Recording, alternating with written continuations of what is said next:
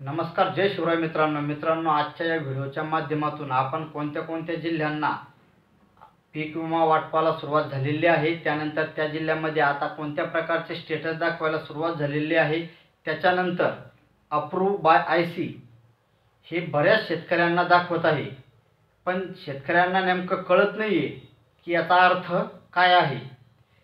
तर हेच आजच्या या व्हिडिओच्या माध्यमातून जाणून घेण्याचा प्रयत्न करणार आहोत। तत्पूर्वी चॅनलवर नवीन असाल तर खाली असलेल्या सबस्क्राइब बटनावरती क्लिक करा, त्याच्यानंतर येणाऱ्या घंटीवरती क्लिक करा, म्हणजे तुम्ही आम्हाला सबस्क्राइब कराल। आणि तुम्ही जर का आम्हाला सबस्क्राइब केलं तर तुम्हाला अशा नवनवीन व्हिडिओच्या अपडेट तुमच्यापर्यंत पोहोचत राहतील। चला तर मित्रांनो, आजच्या विषयाकडे वळूया। मित्रांनो, मागच्या व्हिडिओमध्ये आपण पीक विम्याबद्दल अपडेट घेतलं होतं। त्यामध्ये बुलढाणा असेल, वाशिम असेल, त्याच्यानंतर नाशिकचा काही भाग असेल, ज्या ज्या शेतकऱ्यांना पीक विमा मंजूर दाखवत होतं, त्याच्या पुढे रक्कम दाखवत होतं, त्या शेतकऱ्यांना ती रक्कम जमा झालेली आहे। त्याच्यानंतर आपण धाराशिवचा अपडेट घेतलं होतं की तिथेही स्टेटस चेंज म्हणजे क्लेम स्टेटस चेंज व्हायला सुरुवात झालेली होती।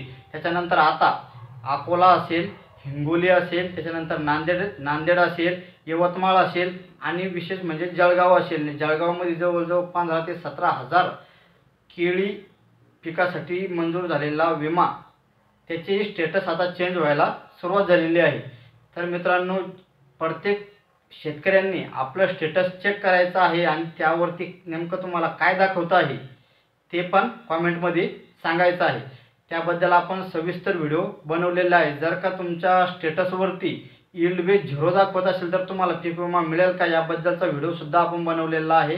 त्याच्यानंतर तुमच्या स्टेटसवरती नेमकं कसं काय दाखवतंय त्याबद्दल पण आपण एक व्हिडिओ बनवलेला आहे। आणि आजच्या या व्हिडिओच्या माध्यमातून आपण अप्रूव्ह बाय आयसी म्हणजे नेमकं काय आणि त्या शेतकऱ्यांना पीक विमा मिळणार आहे का याबद्दल सविस्तर माहिती घेण्याचा प्रयत्न करू। मित्रांनो, अप्रूव्ह बाय आयसी म्हणजे नेमकं काय?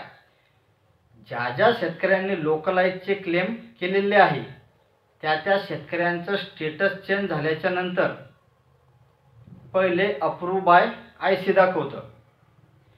जर त्या शेतकऱ्यांना विमा जर का मंजूर होणार असेल तर त्याचं स्टेटस पहिले कंपनीच्या माध्यमातून अप्रूव्ह बाय आयसी दाखवलं जातं। त्याच्यानंतर त्याचा जो लोकलाईजचा त्याने केलेला जो क्लेम आहे त्या क्लेमच्या पुढे तुम्हाला पोस्ट हार्वेस्टच्या पुढे तुम्हाला रक्कम दाखवायला सुरुवात होते। म्हणजे ज्या शेतकऱ्यांना पोस्ट हार्वेस्टचा विमा मिळालेला आहे त्यांचं जे स्टेटस होतं ते सुद्धा पहिले अप्रूव्ह बाय आयसीच होतं। त्याच्यानंतरच त्यांना पोस्ट हार्वेस्टचा पीक विमा म्हणजे लोकलाईजचा पीक विमा मंजूर झालेला आहे। त्याच्या पुढे रक्कम दाखवलेली आहे आणि काही शेतकऱ्यांना ती रक्कम जमा सुद्धा झालेली आहे, काही शेतकऱ्यांना ती रक्कम जमा होणार आहे। म्हणजे अप्रूव्ह बाय आयसी म्हणजे तुमचा जो विमा आहे तो कंपनीनं मंजूर केलेला आहे, पण त्याला निधीची कमतरता पडत असल्यामुळं ते तुमचं स्टेटस चेंज होत नाहीये।